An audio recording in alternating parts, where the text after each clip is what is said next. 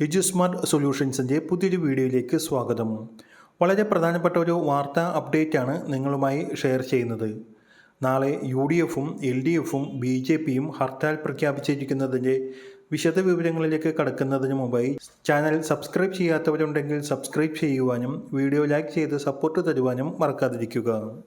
വയനാട്ടിൽ തുടർച്ചയായി കാട്ടാന ആക്രമണത്തിൽ ആളുകൾക്ക് ജീവൻ നഷ്ടമാകുന്ന സാഹചര്യത്തിൽ നാളെ ശനിയാഴ്ച ഹർത്താലിന് ആഹ്വാനം ചെയ്തിരിക്കുകയാണ് UDF. ഒരാഴ്ചക്കിടെ കാട്ടാനയുടെ ആക്രമണത്തിൽ 2 മനുഷ്യജീവനുകൾ നഷ്ടമായ പശ്ചാത്തലത്തിൽ സർക്കാരും വനം വകുപ്പും ഗുരുതര അനാസ്ഥ തുടരുന്നുവെന്ന് ആരോപിച്ചാണ് വയനാട് ജില്ലയിൽ UDF ഹർത്താലിന് ആഹ്വാനം ചെയ്തത്.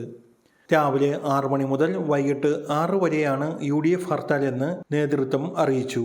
അതേസമയം കാട്ടാന ആക്രമണത്തിൽ 17 ദിവസത്തിനിടെ 3 പേർ കൊല്ലപ്പെട്ട പശ്ചാത്തലത്തിൽ വന്യമൃഗശല്യത്തിന് ശാശ്വത പരിഹാരം കാണണമെന്നും കേന്ദ്ര സംസ്ഥാന സർക്കാരുകൾ അടിയന്തരമായി ഇടപെടണമെന്നും ആവശ്യപ്പെട്ടാണ് LDF ഹർത്താൽ പ്രഖ്യാപിച്ചിരിക്കുന്നത്.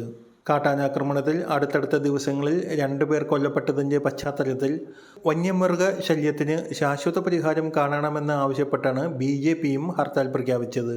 കഴിഞ്ഞ ശനിയാഴ്ച ബേലൂർ മഖ്ന എന്ന കാട്ടാനയുടെ ആക്രമണത്തിൽ പടമല ചാലിഗദ്ദയിൽ അജീഷിന് ജീവൻ നഷ്ടമായിരുന്നു. വെള്ളിയാഴ്ച കുർവാ ദ്വീപിലെ വനം വകുപ്പിൻ്റെ കീഴിലുള്ള ഇക്കോ ടൂറിസം കേന്ദ്രത്തിലെ വനസംരക്ഷണ സമിതി ജീവനക്കാരൻ VP പോൾ കാട്ടാന ആക്രമണത്തിൽ പരിക്കേറ്റ് ചികിത്സയിലിരിക്കെ മരിച്ചിരുന്നു.